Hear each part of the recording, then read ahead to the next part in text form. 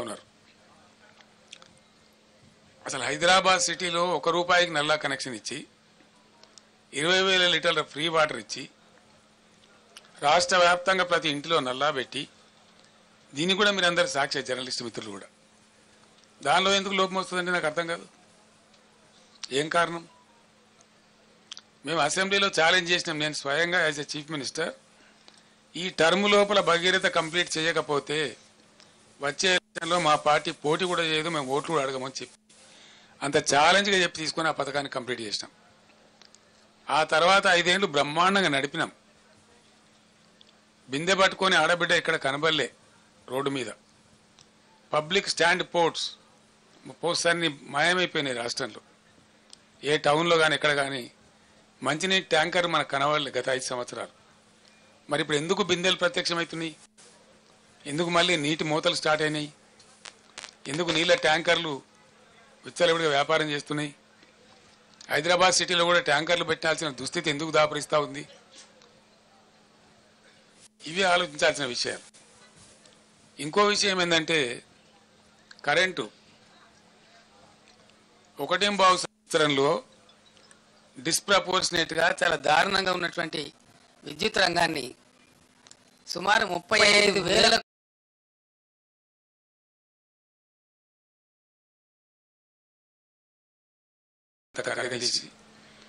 అద్భుతమైనటువంటి కరెంటు మేము తీర్చిదిద్దాం. భారతదేశంలో అన్ని రంగాలకు 24 గంటలు ఒక సెకండ్ కూడా కరెంటు పోకుండా ఏర్పాటు చేసినటువంటి ఘనత మా ప్రభుత్వానికి. అది మీరందరూ అనుభవించినారు, మీరందరూ చూసినారు.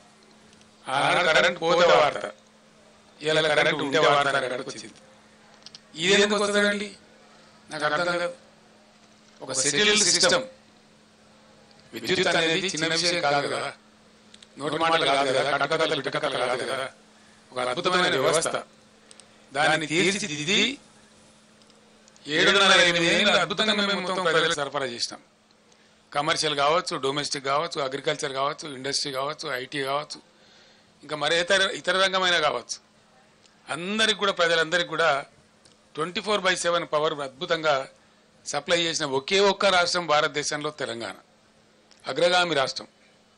మరి ఆ రాష్ట్రానికి ఏం చెదలు పట్టింది? అలా 100 రోజులలో ఇంత అస్తవ్యస్తమైంది. దీని ఉన్న తమాషా ఏంది? కొత్తగా నడిపించేది ఏం లేదు, కొత్తగా మొదలు మోసేది లేదు, కట్టెలు కొట్టేది లేదు, కొత్తగా పెద్ద గడపరలు పెట్టి తవ్వేది లేదు. ఉన్న వ్యవస్థ ఉన్నట్టు జరిగించలేని అసమర్థత ఏంది, అశక్తత ఏంది? కట్టిన ఇల్లు పెట్టిన పోయి కదా, దాన్ని నడిపించే తెలివి కూడా లేకపోతే ఎట్లా? అంటే మనకు స్పష్టంగా దీన్ని బట్టి అర్థమవుతున్నది ఏంటంటే ఇప్పుడున్నటువంటి రాష్ట్రాన్ని పరిపాలిస్తున్నటువంటి పార్టీ ప్రభుత్వం యొక్క అసమర్థత, అవివేకం, తెలివి తక్కువతనం, అవగాహన రాహిత్యం, దేన్ని ఎట్లా వాడానో తెలియనటువంటి ఒక అర్భకత్వం మనకు స్పష్టంగా కనపడతా ఉంది. ఉన్న కరెంటును వాడుకోవడానికి తెలివి లేదు, ఉన్న మిషన్ భగీరథ వాడుకునే తెలివి లేదు. అద్భుతంగా వచ్చినటువంటి హైదరాబాద్ నీళ్లు మళ్ళా ఇలా వాటర్ బిల్స్ వస్తూ ఉన్నాయి, ట్యాంకర్లు వ్యాపారం జరుగుతూ ఉంది, కొనలేక జనం చేస్తూ ఉన్నారు. మళ్ళా జనరేటర్లు, ఇన్వర్టర్లు, కన్వర్టర్లు వస్తూ ఉన్నాయి, మళ్ళా స్టెబిలైజర్లు కొనుక్కునే పరిస్థితి వస్తూ ఉంది. మీ అందరి ఇన్ఫర్మేషన్ కోసం నేను ఒక మాట చెప్తా ఉన్నా. హైదరాబాద్కు పెట్టుబడులు ఐటీ రంగంలో, ఇండస్ట్రీలో అద్భుతంగా వస్తున్న తర్వాత హైదరాబాద్ను పవర్ ఐలాండ్ సిటీగా మార్చినాం మేము.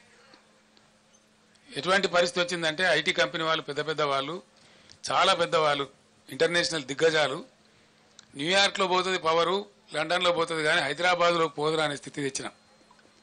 అది మీకు నేను బట్టి స్టోరీ లాగా చెప్తలేను.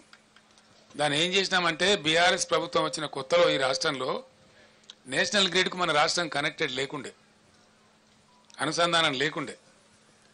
ఒక 5-6 లైన్స్ వార్దా డిచ్పల్లి కావచ్చు, వరంగల్ వరోరా కావచ్చు, అంగుల్ పలాస కావచ్చు, PGCIL power grid corporation of India limited ఎంబడి నేనే పడి నేనే చేసి రాత్రింబవళ్ళు వాళ్ళతోని కొట్లాట పెట్టుకొని